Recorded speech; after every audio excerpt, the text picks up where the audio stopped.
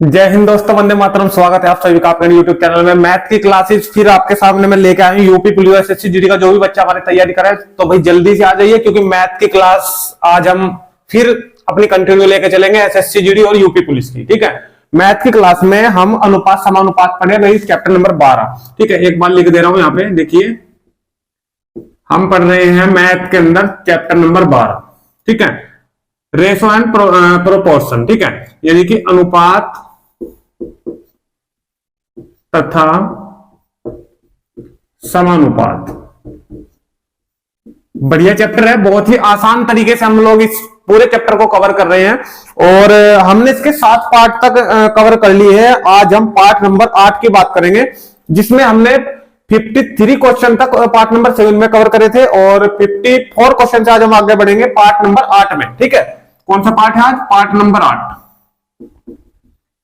Part number 8। ठीक है, इसके बाद आपको रीजनिंग की क्लासेस भी कंटिन्यू मिलेगी। ठीक है भाई, तो आज क्वेश्चन नंबर 54 से हम आगे बढ़ेंगे और क्वेश्चन करने से पहले एक बार सोल्व, सबसे पहले एक बार कहना चाहूंगा कि सेशन बहुत ही मस्त होने वाला है, बहुत ही बढ़िया होने वाला है, जानदार सेशन ये आपका होने वाला है।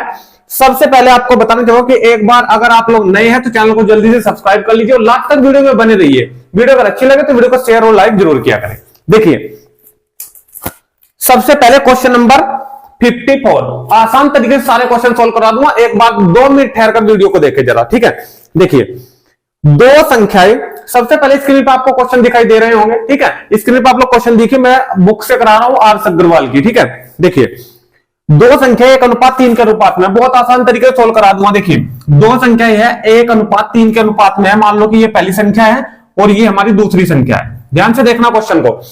ठीक है, आगे कह रहा है यदि इनका योगफल 240, इन दोनों का जो जोड़ है, जो इनका योगफल है, योगफल का मतलब जो जोड़ है वो कितना है? 240 है। ठीक है, उसके बाद कह रहा है तो इनका अंतर कितना होगा? किनका अंतर? ये पहली संख्या और दूसरी संख्या में निकालनी पड़ेगी, क्योंकि अब ये अनुपात में दी हुई है। ठीक है, जब हम इन्हें निकाल लेंगे सही तरीके से कि ये पहली संख्या कितनी आई, दूसरी कितनी आई, तो उन दोनों का अंतर हमें ज्ञात करना है। ठीक है, सबसे पहले इन दोनों संख्याओं को निकाल लो, फिर उनका अंतर निकाल लेंगे। मैंने क्या रूल बता रखा था, जब आपके पास योग हो, अगर मुझे पहली संख्या निकालनी हो तो सबसे पहले हम योग लिखते हैं, योग लिख दिया। जोन सी भी संख्या में निकालनी है उससे गुणा और नीचे इन दोनों का जोड़ ही आएगा, 3 और 1 4। ये रूल, ये ट्रिक मैंने आपको बता रखी है पहले ही। ट्रिक भी इसकी मैंने बताई थी। ठीक है, अगर नहीं समझ में आई थी तो आज फिर दोबारा मैं बता रहा हूं। देखिए ये तो पहली संख्या यहां से निकल के आ जाएगी हमारी, 4 6 24, यानी कि 60 कम 60, ये तो हमें आ गई हमारी 60। सेकंड संख्या अगर आप नहीं भी निकालते हो तो भी आप खुद ब खुद ऐसे ही लिख दोगे बिना निकाल लो। देखो कैसे, इस 240 दो संख्याओं का जोड़ है, इनमें से एक संख्या हमारी 60 हो गई, तो दूसरी कितनी बचेगी? 180 तो बचेगी, क्योंकि दोनों संख्याओं का जोड़ कितना होना चाहिए? 240 होना चाहिए। अगर एक संख्या में 180 लिख दूं और दूसरी हमारे पास, ये पहली हमें मिली गई थी 60, तो दोनों का योग कितना होगा? 240। तो इसका मतलब हमारा आंसर जो है राइट है। ये जो संख्या हम सोल्व करेंगे ये कितनी आने वाली है? 180 आने वाली है। तरीका यही रहेगा जो ट्रिक मैंने बताई थी। क्या? 240 फिर गुना लगाओगे। अब की बार मुझे सेकंड संख्या निकालनी है, तो सेकंड वाले से मल्टीप्लाई, नीचे दोनों का जोड़ ही आएगा, 3 और 1 4। जैसे यहां 4 आया था यहां भी 4 ही आएगा। ठीक है, यहां 4 से हमने 240 की कटिंग कराई थी, ये वाली 60 आया था, तो यहां भी ये 60 ही आएगा। क्लियर है? और 60 थे कितना? 180। और वो चीज मैंने पहले ही बता दी थी कि दोनों का जोड़ 240 अगर लाना है हमें तो वही ये संख्या 180 आपको मिलेगी। ठीक है, अब देखो दोनों का जोड़ कितना है? 240।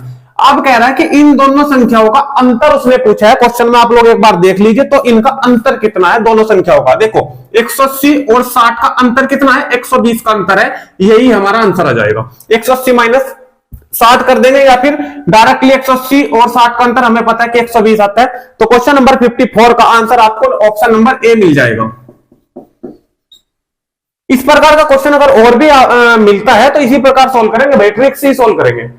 ठीक है, इसी प्रकार की यही ट्रिक लगाएंगे, नहीं तो फिर ऐसे भी सोल्व कर सकते थे। जैसे पहली संख्या हम इसमें जो 1 है ना, इसकी मल्टीप्लाई में कुछ ना कुछ हम ले रहे हैं, जो अक्सर है हमारे ए से जेड तक।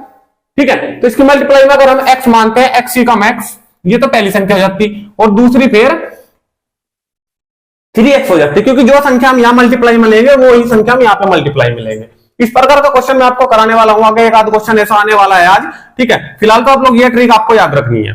इसी प्रकार का क्वेश्चन अगर और भी मिलता है, अगर इनका अनुपात मान लेंगे 1:, पहली और दूसरी संख्या का अनुपात 2:3 दे दिया और कह दिया कि 100 के भाग में से 100 के भाग में से पहली संख्या बताओ कितनी है। ठीक है, तो हमारे पास ये योग है कितना 100, हमें निकालनी है पहली संख्या, ये योग रखो फिर मल्टीप्लाई, हमें पहली संख्या अगर उसने कहा है निकालने के लिए तो पहले से ही मल्टीप्लाई होगी यानी कि 2 से। अगर सेकंड कहता निकालने के लिए तो इसमें योग में मल्टीप्लाई 3 से होती, नीचे दोनों का योग ही आना है, 3 और 2 कितना 5, इसे सोल्व कर देंगे आंसर निकल के आ जाएगा। इसी प्रकार का ये क्वेश्चन था जो हमने सोल्व कर लिया। नेक्स्ट क्वेश्चन पे चलते हैं, क्वेश्चन नंबर 55 पे। ठीक है, स्क्रीनशॉट ले सकते हो और नोट डाउन करने में तो भाई टाइम लगेगा, स्क्रीनशॉट ले सकते हो बाद में नोट डाउन कर सकते हो। ठीक है, ज्यादा से ज्यादा क्वेश्चन कवर करने की आज मैं कोशिश करूंगा क्योंकि यूपी पुलिस का बहुत ही नजदीक आपका एग्जाम होने वाला है। कोशिश करूंगा कि बहुत ही अच्छे तरीके से प्रैक्टिस सेट के साथ साथ आप लोग एग्जाम में बैठे कोर्स पूरा करने के बाद। ठीक है, चलिए क्वेश्चन नंबर 55, बढ़िया क्वेश्चन है क्वेश्चन नंबर 55। देखिए स्क्रीन पर आप लोग क्वेश्चन, किसी व्यक्ति की आय तथा व्यय क्रम से 11:10 है।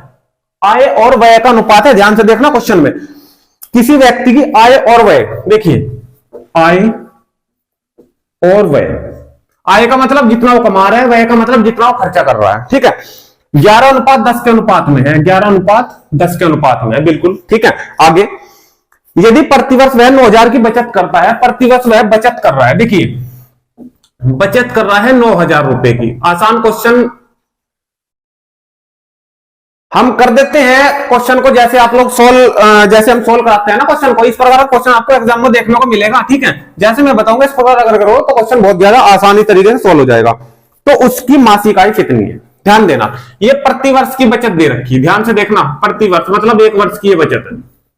क्लियर, कितनी है 1 वर्ष की बचत है। ध्यान दो, आय में से अगर मैं व्यय घटा दूं, मान लो कि अगर 1,000 रुपए में कमा रहा हूं और 800 रुपए में व्यय कर रहा हूं, खर्च कर रहा हूं, और आय में से ये खर्च में घटा दूं तो मेरे पास जो 200 रुपए की आई वो क्या आई, बचत आई। यहां तक क्लियर है? ठीक है, आय में से व्यय घटा दो।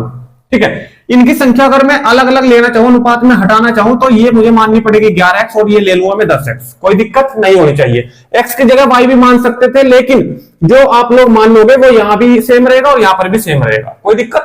ठीक है, अब ये 11x तो होगी मेरे पास आय और ये 10x होगा मेरे पास व्यय। अगर आय में से व्यय घटा दूं तो 11x में से 10x माइनस हो गया, खाली x बच गया। ठीक है, अब घटाने के बाद ये क्या बची, बचत बची ना, तो बचत बराबर बचत रख सकता हूं। प्रतिवर्ष की बचत कितनी है मेरे पास, 9,000 रुपए। बोलो समझ या नहीं है, क्लियर है? अब ये मेरे पास प्रतिवर्ष की बचत है, हमें निकालनी है मासिक आय। क्या निकालनी है, मासिक आय। ध्यान देना, मासिक आय क्या निकालनी है, मासिक आय। मासिक आय कितनी है, 11x, कितनी है 11x, और x की वैल्यू कितनी आई 9,000। ध्यान देना, देखो 11 गुणा 9,000। अब ये चलना है प्रतिवर्ष का, ये पूरा का पूरा जो अभी तक सोल्व हुआ है कितना किसका हुआ है, प्रतिवर्ष का, यानी कि 1 वर्ष का। उसने मासिक कहा है, देखो मासिक आय पूछा, मासिक आय का मतलब 1 महीने की, तो हम 12 से क्या कर देंगे, इसे डिवाइड कर देंगे, कोई दिक्कत नहीं होनी चाहिए। 12 से इसको कैंसिल कराओ भाई, 750 मिल जाएगा। ठीक है, 11 की मल्टीप्लाई 750 में करा दो, 11 0 0 55, 5 77 और 5 82, तो 8250 इसका आंसर निकल के आ जाएगा। इतने रुपए उसकी मासिक आय है। ठीक है, तो क्वेश्चन नंबर 55 का 8,250 ऑप्शन नंबर डी बिल्कुल राइट हो जाएगा, कोई दिक्कत नहीं होनी चाहिए भाई। ठीक है, चलिए स्क्रीनशॉट ले लिए या फिर नेक्स्ट क्वेश्चन पे चलते हैं भाई। क्वेश्चन नंबर 56, क्वेश्चन नंबर 56 बढ़िया क्वेश्चन है भाई। क्वेश्चन नंबर 56 देखिए स्क्रीन पर, क्वेश्चन नंबर 56 क्या कह रहा है, देखिए 56 में कह रहा है कि 7:11 के प्रत्येक पद में किस संख्या को जोड़ने पर, 7:11 के प्रत्येक पद में, ध्यान देना क्वेश्चन में क्या कह रहा है, 7:11 के प्रत्येक पद में किस संख्या को जोड़ने पर अनुपात 3:4 प्राप्त होगा। इस प्रकार का क्वेश्चन मैं पहले भी करा चुका हूं और आज फिर आपके सामने दोबारा इस प्रकार का क्वेश्चन आ रहा है। देखिए 7:11 के प्रत्येक पद में, क्वेश्चन नंबर कितना है 56, 7:11 का मतलब 7/11। ठीक है, ये कह रहा है कि इसमें कितना जोड़ा जाए। ठीक है, ऑप्शन से जोड़ेंगे क्योंकि 4 ऑप्शन में से एक ऑप्शन सही होगा। ठीक है, किस संख्या को जोड़ने पर अनुपात 3:4 के रूप में प्राप्त होगा, यानी कि 3/4 के रूप में प्राप्त होगा। देखिए ऑप्शन लिख दे रहा हूं सबसे पहले, पहला ऑप्शन 8, दूसरा ऑप्शन 7.5, 6.5 और डी ऑप्शन है 5। ठीक है, पहले ऑप्शन से देखिए उसने कहा है कि क्या संख्या जोड़ी जाए, तो भी या तो 8 जोड़ी जाए या तो ऑप्शन 8 सही होगा, या फिर 7.5 सही होगा, या फिर 6.5 जोड़ा जाए, या फिर 5 जोड़ा जाए, इनमें से ऑप्शन सही होगा। तो आप लोग पहला ऑप्शन रख के देख लीजिए, अगर 8 रखते हैं यहाँ पे तो कितना हो जाएगा, ऊपर 8 रखते हो, 8 यहाँ पे 8 यहाँ पे, कितना हो जाएगा 15 और बटे कितना हो गया 19। ये कटिंग हो गया 3/4 बिल्कुल भी प्राप्त नहीं होगा, क्योंकि 19 तो किसी से संख्या से कटता ही नहीं है, तो पहला ऑप्शन हमारा गलत होगा। ठीक है, जो ऑप्शन थोड़े आपको अभी आसान लग रहे हैं उनको रख के सबसे पहले देख लेते हैं। 5 देख लेते हैं सबसे पहले, पॉइंट की बात बाद में कर लेंगे। अगर 5 रखते हैं ना तो 7 और 5 12 हो जाएगा ऊपर, और ये नीचे 16 हो जाएगा, 11 और 5 16, कोई दिक्कत। ठीक है, अब ये कट रहे हैं 4 से, दोनों के दोनों 4 या 12, 4 4 16। देखिए 3/4 और 3/4 हमें प्राप्त हो चुका है, तो ये ऑप्शन भी गलत, ये ऑप्शन भी गलत, ये ऑप्शन भी गलत, ऑप्शन नंबर डी के साथ जाएंगे, ऑप्शन नंबर डी के साथ जाएंगे, कोई दिक्कत। पॉइंट वाला बाद में देख लेंगे, सबसे पहले जो आसान है उन ऑप्शनों को आप लोग एलिमिनेट कर सकते हो एग्जाम के अंदर, इसी प्रकार क्वेश्चन सोल्व करोगे, कोई टाइम भी बचेगा और सारा जो है आपका पेपर भी सोल्व हो जाएगा। ठीक है, चलिए नेक्स्ट क्वेश्चन पे चलते हैं, क्वेश्चन नंबर 57 पे। देखिए क्वेश्चन नंबर 57 स्क्रीन पर, क्वेश्चन नंबर 57 बढ़िया क्वेश्चन है भाई 57। देखिए 57 में कह रहा है कि दो संख्या 3:4 के अनुपात में है। देखिए अब की बार जोड़ने के लिए नहीं बोल रहा है, ठीक है, तथा इनका लघुत्तम समापवर्तक 84 है। इनमें से बड़ी संख्या कौन सी है? एक संख्या ये दे दी उसने, एक संख्या ये दे दी उसने, दोनों का एलसीएम दे दिया उसने 84, एलसीएम 84। बहुत बढ़िया क्वेश्चन है, ठीक है। और उसने पूछा है कि इनमें से सबसे बड़ी संख्या कौन सी है, इन दोनों में सबसे बड़ी संख्या कौन सी है। क्लियर है, ठीक है। मैं क्या बताया था कि अगर अनुपात आपको अलग करना है तो इसकी मल्टीप्लाई में भी एक्स ले लेंगे और इसकी मल्टीप्लाई में भी एक्स लेंगे, एक्स के साथ कुछ भी ले सकते हो एबीसीडी के 26 अक्षरों में से, ठीक है। ये हो गया 3x पहली संख्या, ये होगी 4x दूसरी संख्या। एक बात मुझे बताओ, अगर यहां पे मैं लिख दूं कि 3 गुणा 2 है और इस पे मैं लिख दूं यहां पे कि 4 गुणा 2, ये दो तो सेम ही आने, ठीक है नहीं है। तो मुझे एक बात ये बताओ, अगर इन दोनों का एलसीएम मुझे निकालना हो तो भाई जो हमारे पास कॉमन है चीज यानी कि 2, वो तो आएगी, यानी कि जो x है कॉमन है वो तो आएगा, लेकिन जो बची संख्या है 3 और 4 वो भी तो आती है ना एलसीएम में, ये एलसीएम हो जाएगा। यानी कि 3 चौक 4 या 12 दूनी 24, किसका एलसीएम आया है 6 का, और 4 दूनी 8 का, 8 का और 6 का एलसीएम कितना आ गया हमारे पास 24। क्लियर है। तो इसी प्रकार हम अलग अलग क्वेश्चन को एलिमिनेट करते हैं और शॉर्ट तरीके से सोल्व कर लेते हैं। दोनों का जो कॉमन है x वो तो आएगा, उसके साथ साथ 3 भी आएगा और 4 भी आएगा, ये हमारे पास एलसीएम आएगा किसका, इन दोनों संख्याओं का। जबकि उसने दे भी रखा है दोनों संख्याओं का एलसीएम कितना 84, तो ये एलसीएम बराबर एलसीएम हम रख सकते हैं। बोलो समझिए नहीं? क्लियर है। यहां से x की वैल्यू आप लोग निकाल लो, देखो 4 या 12 और 12 से 84, तो x की वैल्यू कितनी आ गई x। अगर x की वैल्यू आपको 7 प्राप्त हुई है ना, तो ये दोनों संख्या आप लोग निकाल सकते हो। x की वैल्यू यहां पुट कर दो, 7 या 21, ये संख्या 21 मिल गई हमें, 7 चौक 28, ये 28 मिल गई। अब ये बड़ी है या फिर ये बड़ी है? ये बड़ी है 28, क्योंकि उसने बड़ी संख्या पूछा है कि बड़ी संख्या कौन सी होगी, ठीक है। तो 28 दे देंगे। 57 का आंसर 28 यानी कि ऑप्शन नंबर सी के साथ आप लोग जाते हो, बिल्कुल राइट। दिक्कत? नेक्स्ट क्वेश्चन पे चलते हैं भाई, इसका स्क्रीनशॉट ले सकते हो। Question number 58, question number 58। सारों क्वेश्चनों को ऐसे आसान बना दूंगा कि सारे क्वेश्चन आप लोग बिल्कुल सारे के सारे मार के आओगे यूपी पुलिस के अंदर, ठीक है, और बिल्कुल सही। देखिए क्वेश्चन नंबर 58, मैं मानता हूं आप लोग जितने क्वेश्चन पढ़ाए हैं, जितने क्वेश्चन ना छोड़ो, जितने चैप्टर अब तक पीछे मैंने कराए हैं, अगर सारे पढ़ लेते हो, सारी वीडियो देख लेते हो, तो एक भी क्वेश्चन ऐसा नहीं रहेगा कि मैथ में आपसे नहीं आता हो, ठीक है। देखो क्वेश्चन नंबर